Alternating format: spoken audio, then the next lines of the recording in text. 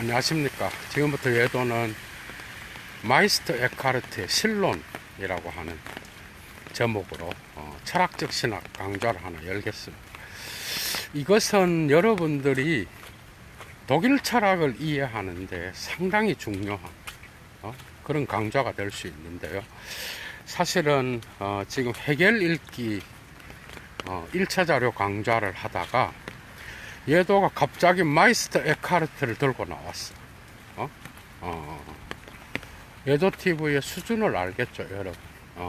마이스터 에카르트의 실론을 이해하지 못하고는 여러분들은 특히 쉘링, 헤겔, 그 다음에 하이데거 자신도 에카르트의 영향을 받았다 그러거든요. 사방세계라든지 또 자아의 외면과 내면, 그래서 결국 본래적 실존에서 겪게 되는 그러한 현존재의 내면에 대한 그런 결단들, 그런 것들은 초기로부터 나타나죠.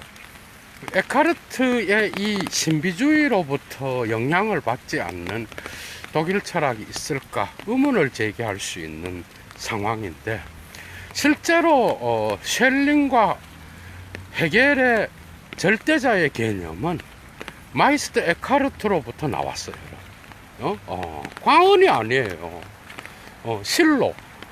사실은 마르틴 루터조차도 이 에카르트의 제자인 타울러를 통하여 드러난 에카르트의 영성 부분을 읽고, 또 그가 운둔 생활을 하면서 피해 다니면서 글을 쓰고 영성 수련을 할 때에 큰 영향이 있었다라는 거예요.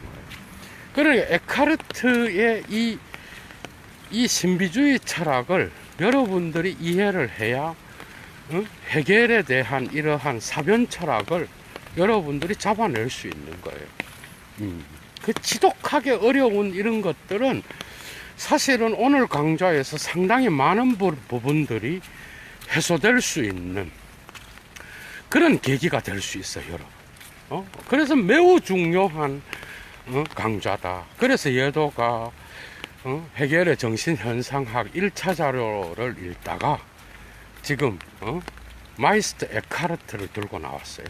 에카르트는 13, 14세기, 그러니까 중세 말기를 살았던 그러한 신학자요, 또한 영성 수련가요. 그리고 그 시대에 중세의 다양한 스콜라 철학과의 관계 안에서 자신의 학문을 수립한, 그래서 수학, 또한 물리학, 그 시대에 그 자연과학이죠, 그죠? 그 다음에 형이상학, 철학, 신학, 이런 다양한 부분에서, 심리학 부분에서 탁월한 어떤 그러한 그 두각을 나타냈던 그러한 신비주의 철학자였어요. 어떻게 보면 기독교 철학자라고 할 수 있겠죠, 그죠? 이런 영성적인 것이 또한 독일의 관념론이 종교 철학 부분에서 동양 철학과 또한 만날 수 있는 그런 계기가 될 수 있겠죠, 그죠? 에카르트는 켈른과 파리 대학, 그 시대에, 그러니까 1260년경에 태어나서 1327, 8년 그때 죽는데, 어쨌든 가톨릭으로부터 이단 신문에 대한 항소를 하기 위하여 프랑스의 아비뇽으로 갔다가, 그죠? 거기에서 돌아오는 길에 죽은 거예요. 억울하게 이단으로 켈른에서 종교재판에서 이단으로 판결이 나서 거기에 대한 항소를 통하여 자기 자신을 변호하다가, 그때 그래서 이 에카르트의 제자인 수소와 타울러를 통하여 우리는 에카르트의 그러한 사유들을 접할 수가 있어, 더 많은. 그러니까 그가 이단으로 간주되면서 그의 많은 설교집이라든지 수련집이라든지 이런 것들이 전부 다 전해 내려오진 않는 거예요. 그래서 쾰른과 파리 대학에서 공부를 하고, 그 당시에 파리 대학은 아마 오늘날의 소르본느 대학일 거예요. 중세 때부터 유명했던, 거기에 가서 공부를 하고, 그죠? 어쨌든 도미니코회에 속해 있었던 그러한 수련과요, 그 다음에 또한 탁월한 신학적 사유를 갖고 있었지만은 실천적인 측면에서 은둔을 하면서 영성생활을 소중히 여겼던 그런 자들, 그리고 백인회의 여성 수도회와 연결되어서 많은 활동을 했고요. 그러니까 실천적 영성을 소중히 여겼던 그런 학자였어요, 여러분.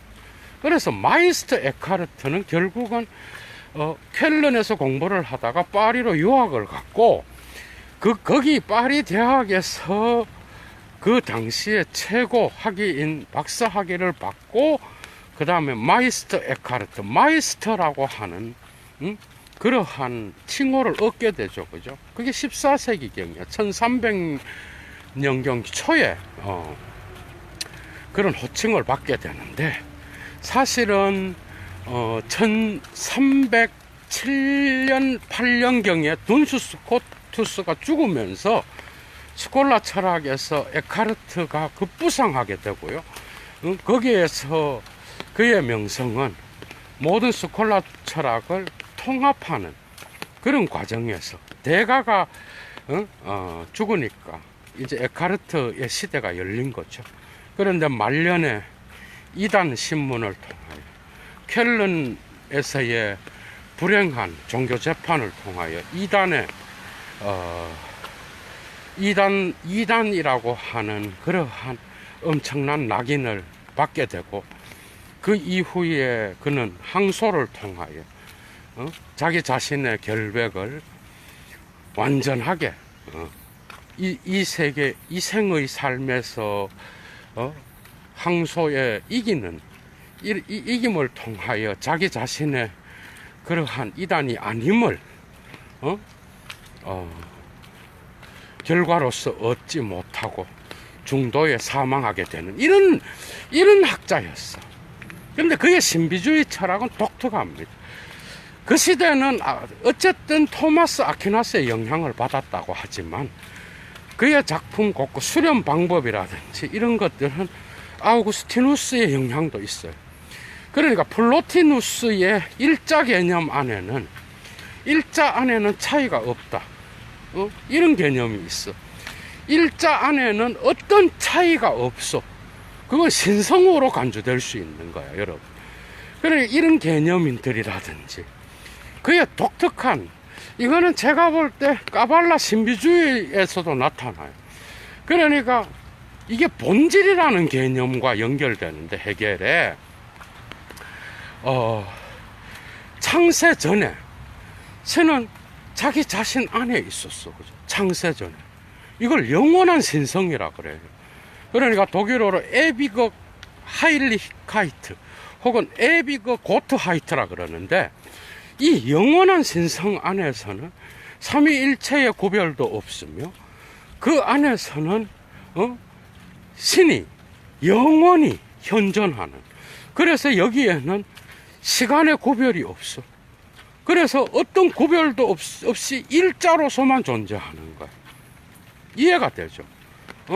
그래서 창세 전에는 그러한 내재적 삼위일체라고 우리가 표현할 수 있는 그러한 영원한 신성 안에서 신이 자기 통일성 안에 존재했어. 이게 일자예요, 여러분.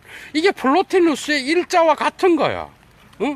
그런 상황에서 그 상태에서 거기에는 시간도 없고 현재도 과거도 없고 미래도 없는 거야. 영원한 현재인 거야, 여러분.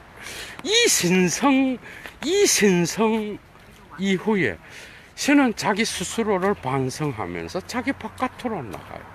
이게 신의 실존이야, 여러분. 그 신은 내재적 상태에서는 본질로서 드러나, 그죠? 그런데 자기 바깥으로 나오면서,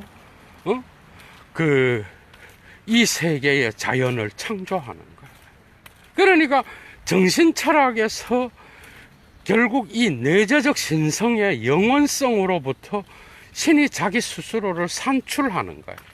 생산하면서 이 세계의 자연이 나타나게 되는 거죠. 이해가 되죠? 그러니까 신이 자기 밖으로 나왔다가 자기 자신으로 복귀한다라고 하는 이 개념이 에카르트 거예요, 여러분. 이게 이제 헤겔한테서 나타나는 거예요. 이런 이것을 변증법적 운동으로서 신의 자기 운동으로 갖고 간 게 헤겔이에요. 이것을 이원론적인 관점에서 신의 자기 출현과 정신철학과 그 다음에 그것을 통하여 나타난 자연의 질서를 자연철학으로 묶었던 게 쉘링이야, 여러분. 그래서 그 절대자의 자기 운동이라고 하는 이 개념에 있어서는 쉘링과 헤겔이 같이 영향을 받고 있어요. 이게 바로 에카르트로부터 나온 거예요. 응? 그래서 자기 자신의 자기 바깥으로 나오면서 신은 자기의 영원한 사랑 안에서, 영원한 신성 안에서 머무는 게 사랑이에요. 이 사랑은 자기 바깥으로 나가면서 이 세계를 창조하게 되는데, 그게 바로 고통을 통하여 신이 자기 자신을 창조한다라는, 이해가 되죠? 창조하면서 또한 이 세계의 현실성을 만들어내면서, 그는 자기 자신 밖에서 타자를 산출하게 되는 거예요. 그리고 나서 이 산출된 이 세계는 이제 자기 자신의 독립성을 획득하면서, 변화 속에 있게 되고, 차이를 만들게 되고, 시간을 만들게 되는 거예요. 그래서 이 세계는 영원한 신성의, 일자로부터 산출된 거예요, 여러분. 그런데 이 신은 자기 자신 산출하고 거기에 있는 게 아니라 다시 자기 자신으로 복귀한다라는 거예요. 완전 헤겔이에요, 여러분. 자기 자신으로 돌아가면서 또한 거기에서 복귀하게 되면서 이 세계를 품고 있는 그러한 사랑으로서, 영원한 신성으로서 세계와 관계 맺음 안에 있는 거예요. 그래서 에카르트는 모든 인간은 내면과 외면을 갖고 있어요.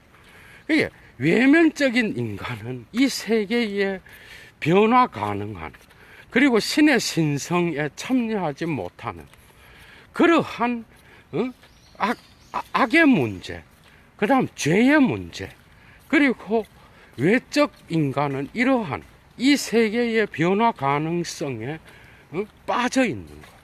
빠져 있으면서 자기 자신을 제대로, 그죠? 제대로 통찰하지 못하는 거. 어떻게 보면 하이데거 냄새도 나요. 그러니까 이 세계에 살아가는 모든 인간은 이런 외적인 자기에 빠져서 자기 내면을 들여다볼 시간이 없는 거예요. 그래서 진정한 자기를 찾기 위해서는 영원한 신성과 만나야 되는데, 그 영원한 신성은 자기 내적 인간에게 있는 거예요. 이게 이제 플로티누스의 영향이 있는 거예요, 여러분. 내적 자. 그래서 자기를 비워야 돼. 이런 것들이 불교랑 만날 수 있어요. 자기를 비우고, 이러한 외적 세계로부터 자기를 비우고 자기 내면으로 들어가야 돼. 욕심을 버리고, 그리고 이 세계에 대한 헛된 그러한 시간이 지나면 변화 가능한 그러한 것들에 대한 관심을 버리고 자기 내면으로 돌아와야 영원한 신성과 만날 수가 있다라는 거예요. 그래서 인간은 이 세계를 떠나야 돼. 이해가 되죠? 세계를 떠나야 되고, 그 다음에 이 세계의 아주 다양한 화려함으로부터 벗어나야 돼. 모든 욕심으로부터 벗어나야 되고, 그래서 자기의 마음을 비워야 되는 거야. 그걸 게슈덴하이트라 그래. 독일어로 샤이데는 분리하다고, 게슈덴은 수동태로서 과거 완료예요. 완전하게 단절하여 분리되어야 되는 거야. 이게 은둔이에요. 그러니까 분리된 상태에서 자기의 외적인, 그래서 신이 자기 자신을 창조하면서 이 세계가 독립성을 얻게 되는, 그래서 변화, 창조된 이 세계는 시간을 얻게 되잖아, 그죠? 그래서 분리가 생기고 구별이 생기고 차이가 생기는 이 세계의 변화 가능성으로부터 자기 자신의 내면으로 들어와서 신의 영원한 신성에 다시 참여해야 돼. 신이 자기 자신으로 돌아가서 영원한 신성에 머물고 있어. 그러니까 에비그 고트하이트, 영원한 신성은 시간이 없어요. 영원한 현존이야. 시간이 없고 복귀된 거기에는 사랑이 있는 거야, 여러분. 이런 것들이 이제 이단 신문에 들어갈 수 있는 신비주의겠죠. 왜?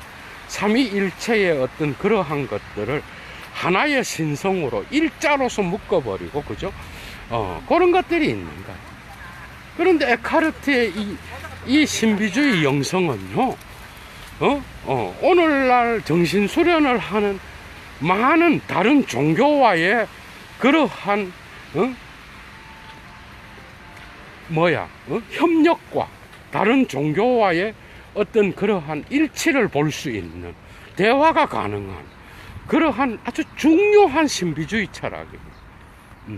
그러니까 신성이 자기 자신으로부터 나와서 타자와의 관계를 맺고 이 타자를 산출하면서 다시 이 세계를 만들어 놓고 자기 자신에게로 복귀하는 거예요. 이런 운동성의 끊임없는 운동을 통하여 타자의 타자성이 형성되고 이 세계가 산출되어 있다. 이해가 되죠? 그런 방식의 실론이 에카르트한테는 있었던 거예요, 여러분. 그래서 내가 이 세계에서 변화 가능한 차이를 만들어내는 세계의 어떤 그러한 욕심에 빠져서 있을 때는 인간은 불행한 거예요. 인간은 자기 자신의 내면으로 돌아오지 못하는 거예요. 영원한 외적인 것에 빠져서 욕망과 그 다음에 권력과 이런 것들에 빠져서 있으면서 자기를 잃어버리고 사는 거예요. 이런 것들이 또 하이데거 철학이랑도 관계가 돼.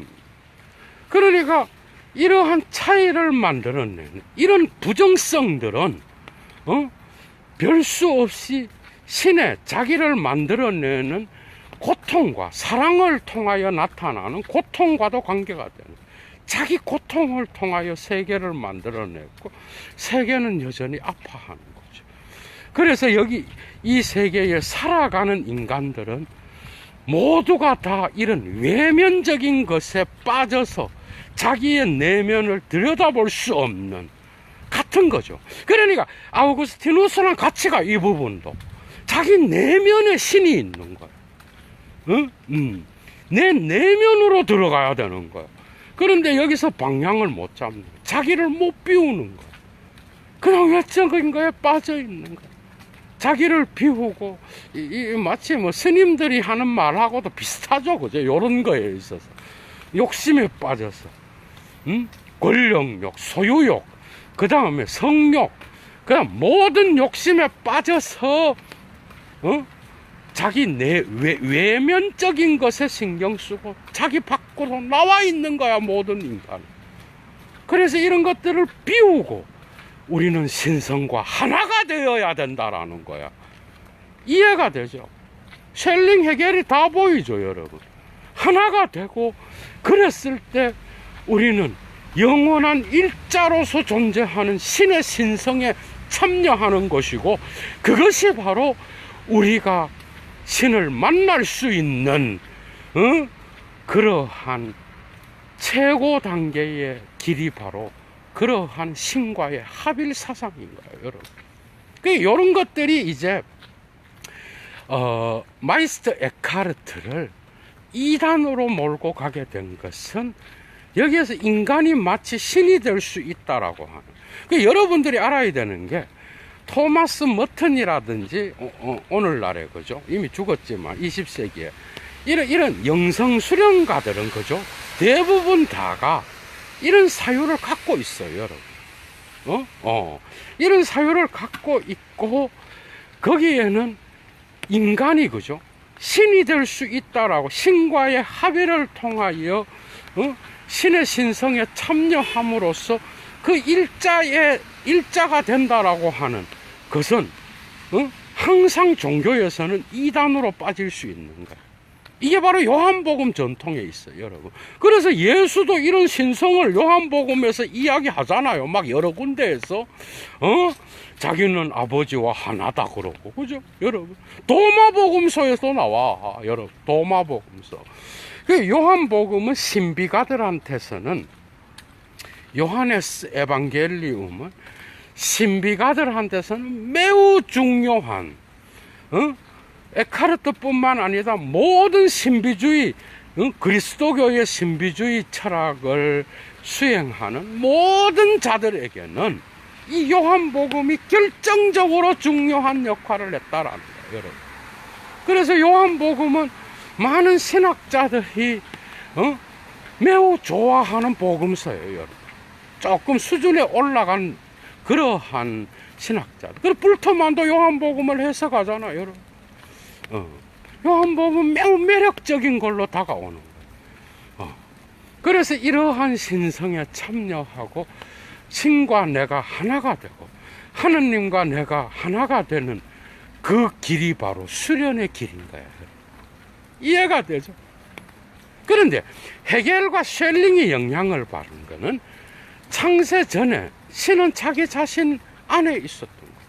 자기 자신 안에서 하나의 통일성 안에서 신적 영원한 신성 안에서 머물러 있었어.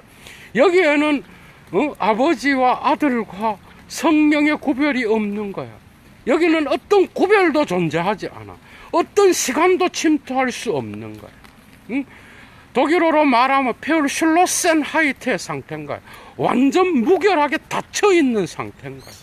신은 거기에서 세계를 너무나 사랑했어. 이 세상을 사랑함으로써 자기 사랑을 비워서 고통을 통하여 자기 밖으로 나오면서 세계를, 자기 자신과 더불어서 세계를 산출하게 되는 거예요. 이해가 되죠? 완전 헤겔이야, 여러분. 쉘링 헤겔이야.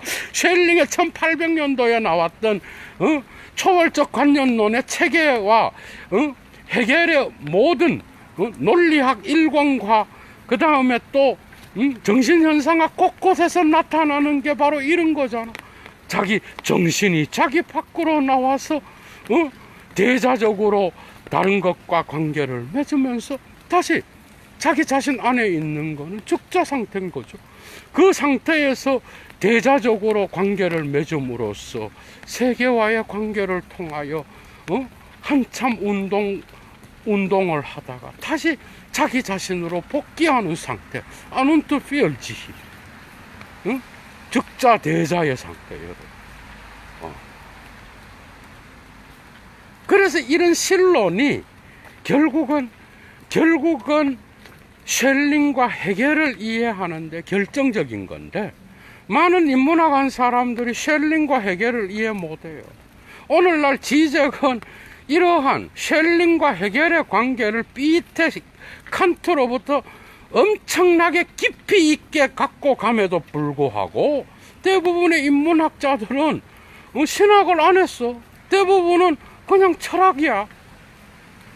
그냥 철학을 한 자들은 이걸 이해를 못해요, 여러분. 몰라, 우리나라의 강영계 교수님이라든지 예도의 선생인 거죠. 대가예요, 여러분. 막 학부 때도 뭐 중세신학 설명하면서 막 라틴어로 막 갈기고 이랬던 선생인데 이런 급이나 돼야 이야기할 수 있는 거예요. 신학이 누구의 이름도 아니고 장난 아닌 공부가 필요한 거예요. 이것도. 그러니까 이런 마이스터 에카르트의 실론적인 것들이 독일 전통의 철학 속으로 들어간 거야, 여러분. 그래서 그것을 받아들여서 셸링과 헤겔은 자기 자신의 철학을 한 거예요. 그 여러분들이 그의 변증법을 전혀 이해 못하는 거야. 그냥 정반합만 아는 거야. 이러한 신의 자기 운동 논리학은 완전 마이스터의 실론으로 떡칠해놨어요, 여러분. 일권은 본질로는. 그러니까 본질이라는 개념, 본질은 실존에 앞선다라고 하는 오늘날의 사르트르에 이르기까지의 이 모든 이야기들은 마이스터 에카르트까지 거슬러 올라가요. 심지어는 플로티누스의 일자 개념까지도 올라가요. 자기 자신을 일자는 유출하잖아, 그죠? 거기서 누스가 나오잖아요. 이건 신의 정신과 같은 거예요, 여러분. 그 일자의 상태, 그게 영원한 신성인 거예요. 거기에는 어떤 차이와 구별과 시간이 없어. 미래와 과거가 없어. 영원한 현재인 거야. 그런 것들이 우리의 영혼 속에 신이 우리를 산출했다면 우리의 영혼 속에 있는 거야. 그런데 이 영혼은 육체를 입으면서 욕망을 갖게 된 거야. 이런 것들이 다 플라톤과 신플라톤 철학에 있는 거예요, 여러분. 그러면서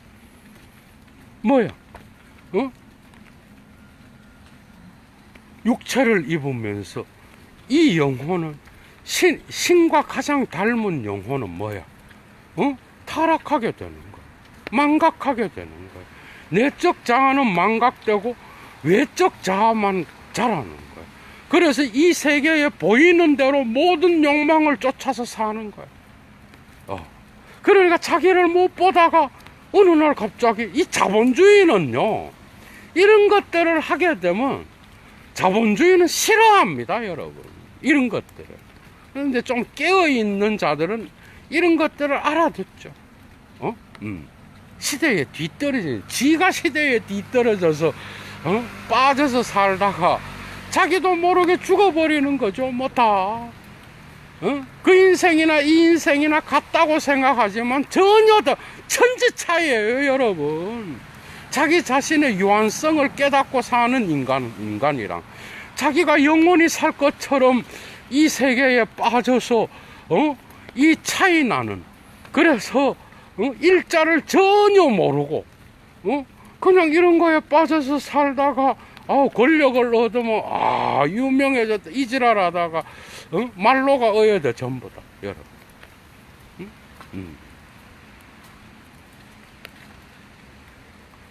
근데 이런 신학이 셸링과 헤겔한테 들어와 있다니까요, 여러분. 사실은 이런 것들이 괴테까지도 지배하고 있어요, 여러분. 괴테의 사유까지도. 그래서 괴테는 그러잖아. 우리는 자연세계 안에서는 범신론자가 될 수밖에 없어. 윤리적으로는 우리는 유일신론자가 될 수 있지만 우리는 자연을 바라볼 땐 다 범신론자야, 여러분.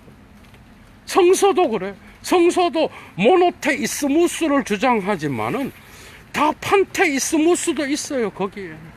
시편의 노래라든지 영원한 신성을 노래하는 많은 예언서들과 시편에서는 우리는 그러한 범신론적 사유를 밥 먹듯이 볼 수 있는 거예요. 성서에도 모노테이스무스만 있는 게 아니야. 유일신론. 성경을 모르는 거예요, 그거. 불가능한 거야, 여러분. 이 세계와 신의 관계. 칼 바르트가 에밀 브루너와 자연신학 논쟁을 할 때 에밀 브루너는 그랬어. 우리의 이 세계의 다양한 자연세계의 아름다움 속에서 우리는 신의 신성을 볼 수 있다. 칼 바르트는 no, 우리는 그리스도만을 통해서만 우리는 하느님의 신성에 도달할 수 있다. 사실은 브루너가 훨씬 더 탁월한 그러한 논쟁을 벌였음에도 그 시대의 어떤 2차 세계대전과 나치와 1, 2차 세계대전에 그러한 혹독한 진보 사상의 붕괴와 더불어서 바르트가 승리를 거두게 된 거죠. 이런 것들. 그런데 실제로 그렇나요? 어디? 우리는 자연 안에서 신성을 보는 거예요. 이런 자연신학으로 가게 되면 우리는 불교와 다른 종교와도 만날 수 있는 거예요. 그리스도교는. 우리는이 아니라. 이해가 되죠. 그러니 이런 신비주의는 모든 종교와 만날 수 있는 거예요. 그래서 뭐 나중에는 뭐 하나가 된다든지 뭐 그런 이야기도 하고 그러는데 이러한 실론적인 것들이 그죠?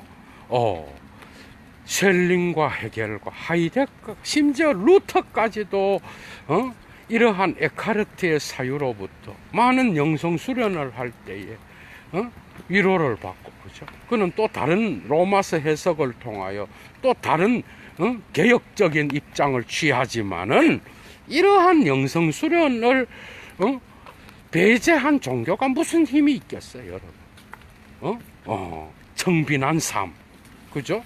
그리고 이 속세로부터 은둔하여서 신과의 영원한 일자에 도달하려는, 그래서 신과 하나가 되려는 그러한 노력이 바로 영성 수련인 거예요. 믿음으로 구원을 받는다. 값싼 자본주의 종교는요, 그래 말합니다. 다 필요 없어. 이러한 노력이나 자기 포기도 없고 자기 수련도 없어. 그래서 종교가 천박해지는 거예요, 여러분. 사실 루터만 가도 그렇지 않아요. 그런데 개신교가 미국을 통하여 들어오면서 자본주의적으로 발전하면서 이런 걸 다 버리게 된 거예요. 자기 수련도 없고 자기 부정도 없고, 그죠? 그리고 자기를 순수하게 하려는, 신과에 만나려는 노력도 없어. 그러니까 사람들이 종교가 종교 같지 않으니까 어떻게 되는 거야? 무슨 영성 수련하는 그런 데 가기도 하고, 그죠? 또 여러분들 알잖아요. 오늘날 스포츠 비슷하게 돼갖고 이런 명상훈련 이런 게 얼마나 인기 있는지 알아요, 여러분? 이런 것들이. 사실은 이런 것들이 그리스도교의 핵심 중반부에 있었다라는 거예요. 매우 소중한 겁니다, 그죠? 그래서 거기에 참여하게 되면 우리는 어떤 개별자로서의 그러한 인간의 모습이 사라지게 됩니다. 거기에 참여함으로써 인간은 신으로부터 바깥으로 나왔기 때문에 우리는 신에게로 돌아가는, 복귀하려고 하는 이러한 합의를 통하지 않고는 인간은 본래적 행복을 찾을 수 없다라는 거예요. 이런 것들이 독일의 이런 마이스터 에카르트 이런 사유가 독일 철학의 어떤 한 가운데를 관통하면서 곳곳에서 나타나고 있는 거예요, 여러분. 헤겔 이해는 이거 없이는 불가능해요, 여러분. 그래서 예도가 5번째 헤겔과 포스트 모더니즘 강좌, 1차 자료 강좌를 하려고 하다가 이걸 따로 빼내가 여러분들한테 강좌를 여는 거야, 여러분. 이해가 되죠? 그래서 자기 내면에서 자기 바깥으로 외화되면서 이 세계는 창조되고 세계의 독자성은 악과 비존재의 역사. 그래서 순수 존재와 무는 동일한 거예요, 헤겔한테도. 이해가 돼요? 그게 논리학 1권에 나오잖아. 순수 존재와 무는 동일한 거예요. 순수 존재는 신이에요. 신의 영원한 그러한 내재성 안에 머물러 있는 일자로서의 영원한 신성은 뭐야? 어떤 구별도 없고 시간도 없는 거야. 그게 이런 상태에 있는 것은 뭐라고 이야기할 수 있어요? 순수 존재. 그런데 이런 것들이 자기 바깥으로 나와서 뭐야? 자기를 산출하는 게 뭐야? 비존재인 거야. 그게 비존재와 존재가 뒤섞이게 되는 거야. 이해가 되죠? 이게 대자적 존재랑 관계되어 있어. 자기 바깥으로 나가는 거예요. 그런데 이 비존재를 그리스도교 신학이 악마라고 말하는 거는 여러분들이 충분히 이해할 수 있는 거예요. 그게 그리스도교 신학에서의 악마는요, 결코 존재자가 이 세계의 존재가 될 수 없는 거예요. 그건 비존재로서만 나타나는 거예요.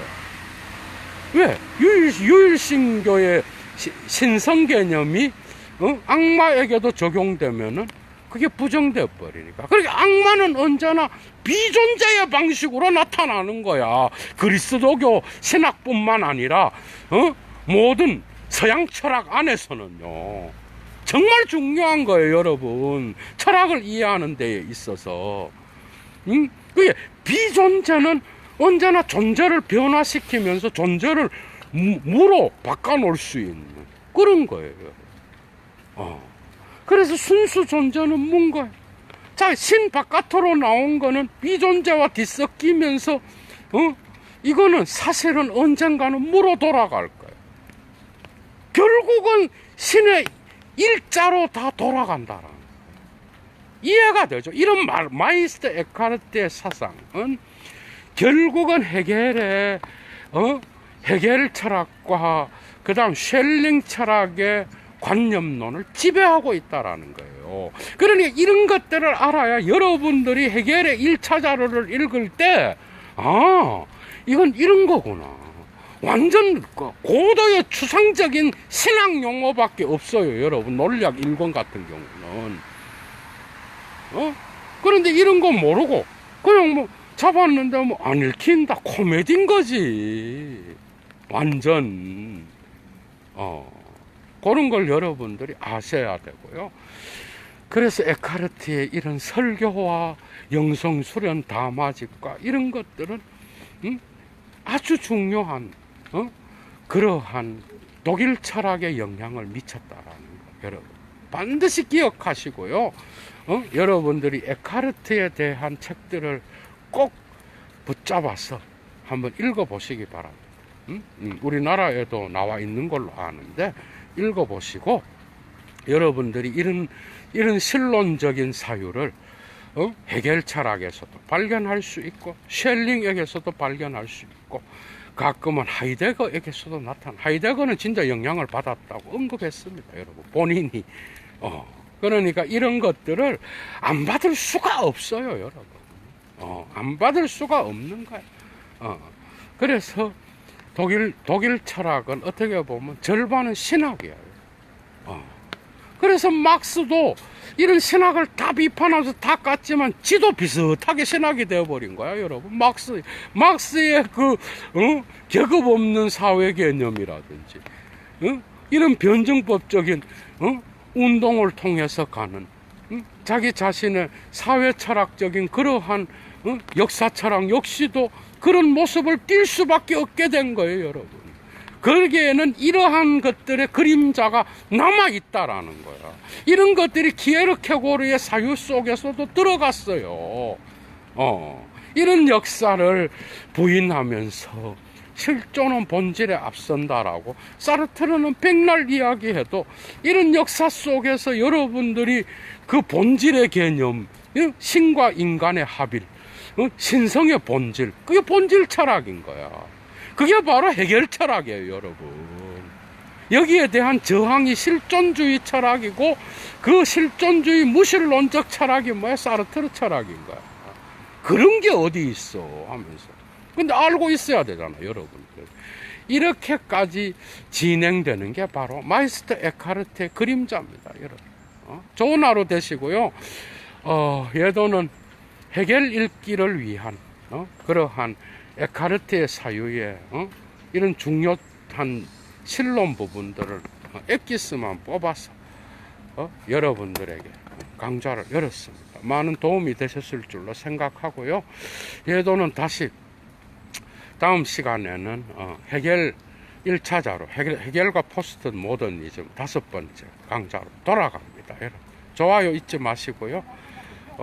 예도TV는 유료 멤버십을 사용하지 않습니다. 꼭 도움 받으시고, 그 다음에 예도 강좌의 고전 읽기의 가치를 아시는 분들은 꼭 예도 TV로 후원해 주십시오. 예도는 물러갑니다. 추스!